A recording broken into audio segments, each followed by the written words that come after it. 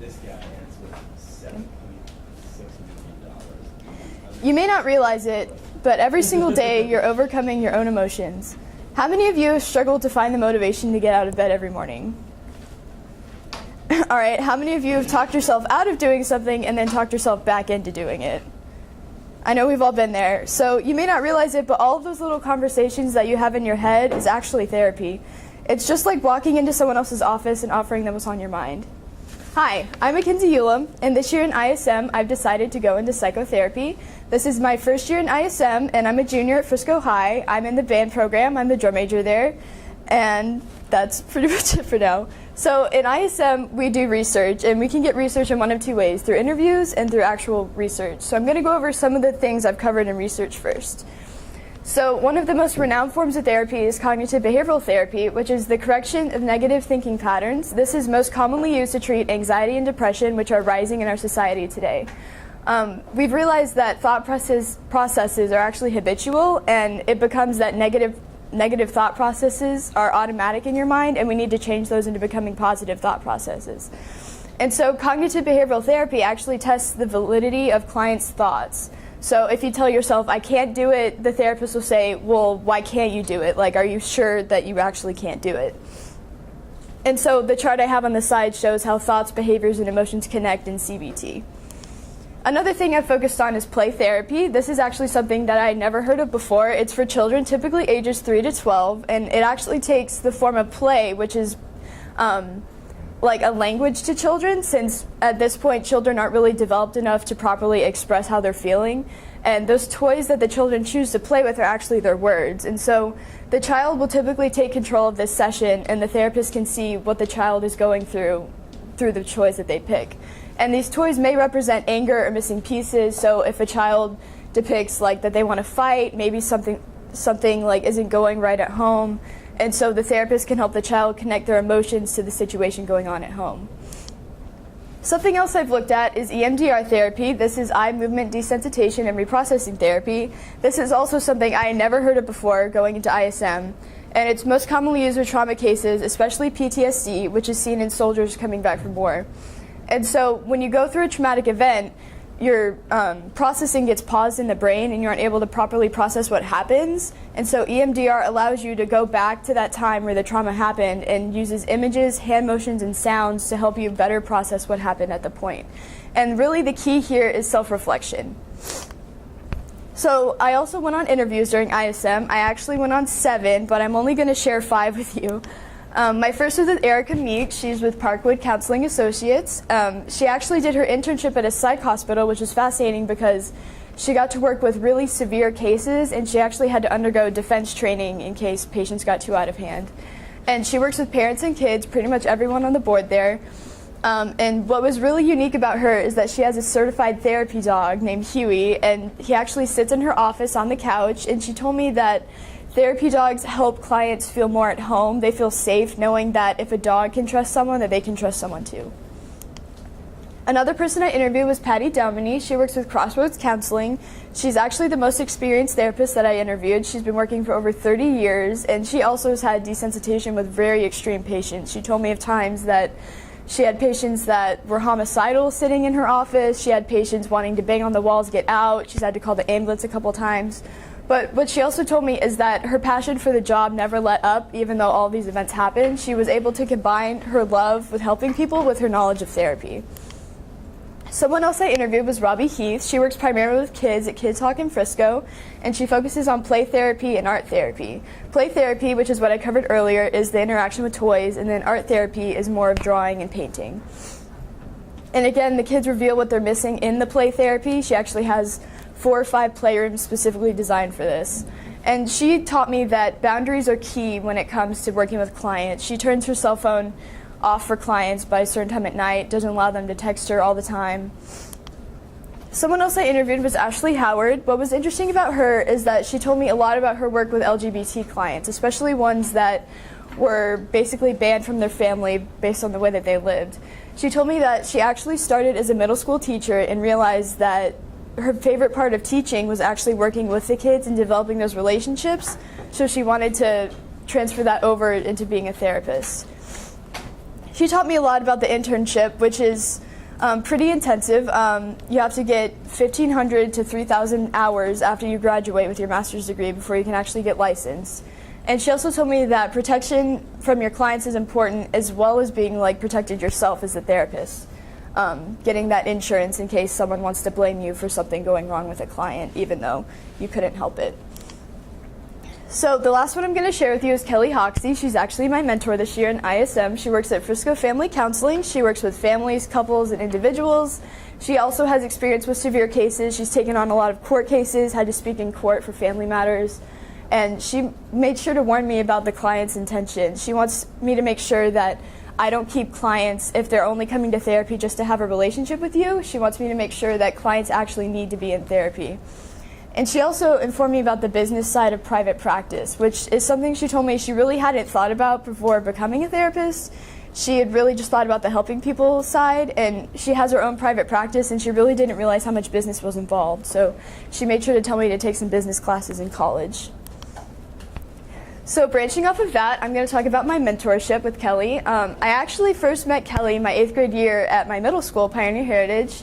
And she came there for a career day and talked about psychotherapy, and it was really the first time I'd ever gotten exposed to psychotherapy.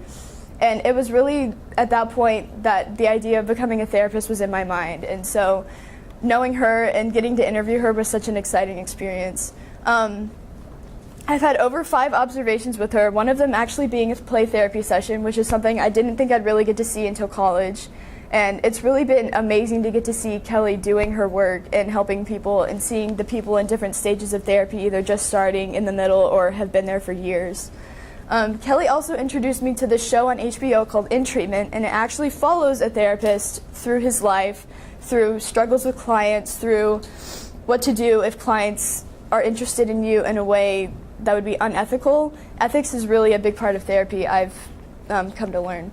And we've also discussed like workplace boundaries to like the different orientations of therapy. We've sat down and talked about how I could calculate my salary based on insurance or based on just private pay. And I've really received advice and experience that I wouldn't have been able to get elsewhere. In college, I actually sat in with Kelly and her colleagues, and a college intern was sitting there telling me about how he hasn't had any of this opportunity even in college, and he's just gotten his master's degree, so it's pretty incredible. So now I'm going to talk about my original work. My original work actually leads into my final product. They're connected, so I'm going to talk about them both and then show you the whole thing at the very end. So my thought process for my original work, I originally wanted to focus on suicide and depression, but then I realized that that was already a topic that was very out there. People were already talking about it quite a bit. So I transferred over, and Kelly and I talked about how vital relationships are when it comes to therapy, so I decided I'd focus on that. When Coach Goff and I talked, we realized that technology would be the most beneficial outlet for people. Technology is a place where people can go anonymously and feel safe, which is something that I wanted for my original work. And so I really wanted to bring awareness to how real relationship issues are. People have been really downplaying them, and I wanted to bring them to the forefront. So my goals in my original work were to bring clarity to the line between healthy, unhealthy, and abusive relationships. People often blur those lines, especially between unhealthy and abusive, which is when it gets extremely serious. And I wanted to educate people on the reality of abuse. More people are going through it than you think. In fact, 1 in 3 women will actually get abused, which is insane. And I wanted to create a safe atmosphere for people suffering from domestic violence. So going into my final product, this connects to my original work. I wanted to provide direction for an action to take after getting out of a relationship, and I wanted to educate people on the best forms of therapy for domestic violence or rape trauma, and I also wanted to give others the opportunity to share their stories as more of a form of inspiration. So my original work was more making people realize what's going wrong, and then my final product was more what can you do now that you realize it is going wrong. So for both of these, I created Relationships Are Real, which is a website intended to be an outlet for people suffering from abusive relationships. It uses dark color schemes and impactful images in order to invoke those emotions in people viewing the site. And so for the original work, I created 3 web pages: the home page, the statistics page, and the quiz page. The quiz actually allows you to figure out those lines between unhealthy, healthy, and abusive relationships. And then for my final product, I created more of the what can I do after this page, and then the testimonials page from clients that I've been able to get to volunteer through. Here we go. All right, so here's my site. This is the homepage. I created this for my original work, and I chose the hands tied here, and it says relationships are real, abuse is real, date rape is real. It's all trying to like really impact you on how like the reality of everything is. And so I actually decided to choose the hands tied up because oftentimes people feel that their hands are tied in a relationship and they can't get out. And so down here, I kind of just have a little blurb about the website. It's intended to be a safe outlet. More relationships are unhealthy or abusive than someone would think. And then it has a link to take the quiz, which I'll show you in a second. And then down here, I actually included shelter and crisis hotlines for people that need immediate help and not just like insight on what's going on. So I included 4 of those there. So now I'm going to go to the statistics page. I was overwhelmed by a lot of these statistics, especially the first one. 1 in 3 women have been physically abused by a partner. 1 in 4 men will be physically abused. It just kind of goes through some of these statistics here. 20,000 calls are made to hotlines nationwide every day. Okay, so here I have all the statistics. And the point of these statistics is to reveal how common abuse is becoming in our society, which is awful, but it's really intended to make people feel like they're not alone. So more than 10 million Americans are actually victims of physical violence annually. And so here I just included facts for teens, for women, for men, specifically about sexual assault and rape, and then about the psychological impact that rape can have. So that's that page. And then this is still original work, by the way. And then I have the quiz I created, which was really the main focal point of my original work. And by doing this, I discussed with Kelly like the different characteristics that different kinds of relationships have, and we compiled them all into one list, sectioned into healthy, unhealthy, and abusive. And so I created this quiz. I'm just going to kind of do a trial one for you guys. You select anything that applies to the current relationship that you're in, and then at the very end, it will give you an outcome. So these are all in random order: unhealthy, unhealthy, healthy, and abusive. And you select what applies to you. So like if there's freedom and choice in your relationship, good, select that. But if there's like an unbalance of seriousness, you can select that too. You just go through, I'm selecting at random, whatever applies to you. And then at the very end, you'd hit submit, and the quiz figures out, like this one turned out to be unhealthy based on what I selected. And so I included little blurbs at the end to like be careful, try to move out of the relationship, be advised about what may happen next. So that's really, that was all my original work. And so at this point, I wanted to decide, okay, I've given everyone this information, what can I do to help them next? And so this is the next page that I created.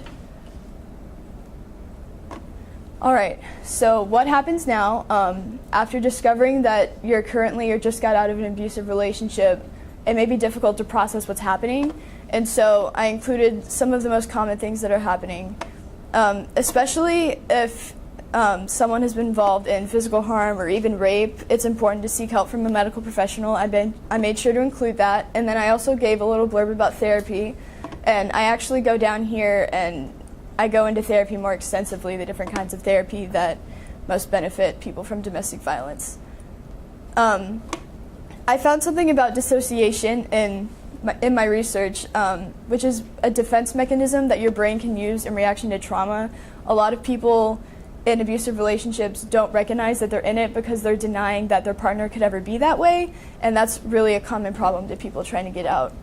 And then of course you have PTSD, which could come from rape, and so I included something about that.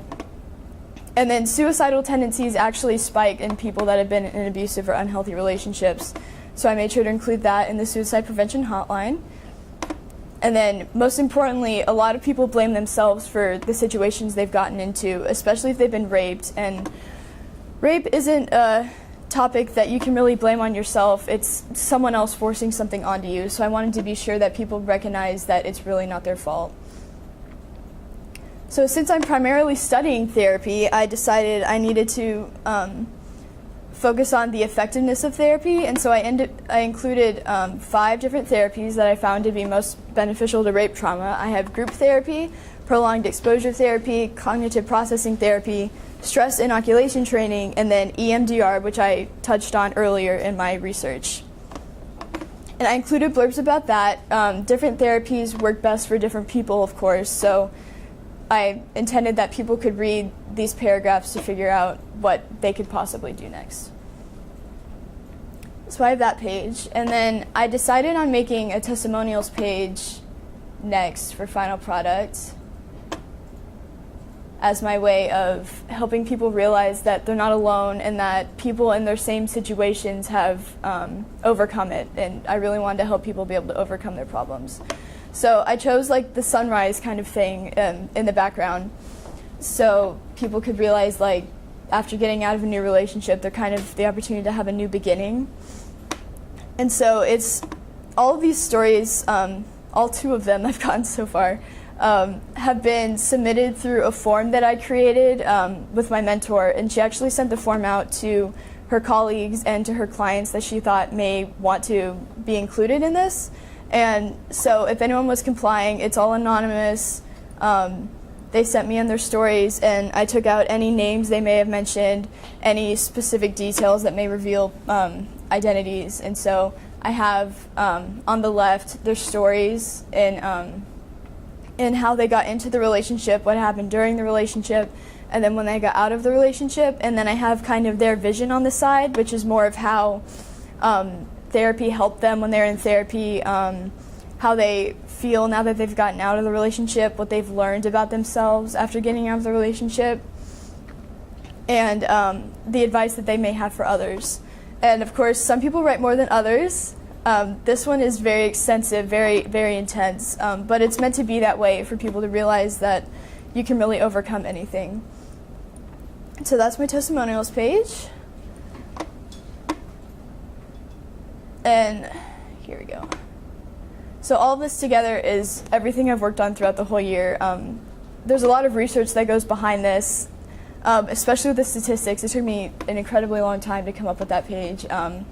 The quiz, I've had people take the quiz. During the research showcase, actually, people came around, and when I showed them my quiz, they said, "Oh, that's really awesome, like, can I take it?" And I said, "Of course you can." And so they would take it, and they'd be like, "Wow, I didn't realize that this was a characteristic of an unhealthy relationship." And so I've had my friends ask me if they can take it because they realize that their friends are in unhealthy relationships. And then I actually had a bunch of people come up to me and say that this would be such a great thing to have in schools, which was really my goal. I really want to impact the community with my original work and final product. And so having schools approach me and say that they want to use this in like maybe Olveus lessons for unhealthy relationships is really incredible. So there's that. All right, so my quote for this year is from Winston Churchill, and it says, "Success is not final, failure is not fatal, it is the courage to continue that counts." And I really feel like this quote encompasses psychotherapy, because working with a client will not always be successful, but the struggles that go through it and the courage to continue with a client, that's what really counts. And developing a relationship with my mentor this year and being able to figure out who I am and what I want to do, and being able to experience all the problems I've come into with, it's really made me feel like I'm made for this career. And I'd like to take this time to thank my mentor, Kelly, especially, and everyone around me, Coach Goff, everyone that's been able to support me in this process and really helping me figure out who I am and what I want to do when I'm older. Thank you all for coming to my presentation.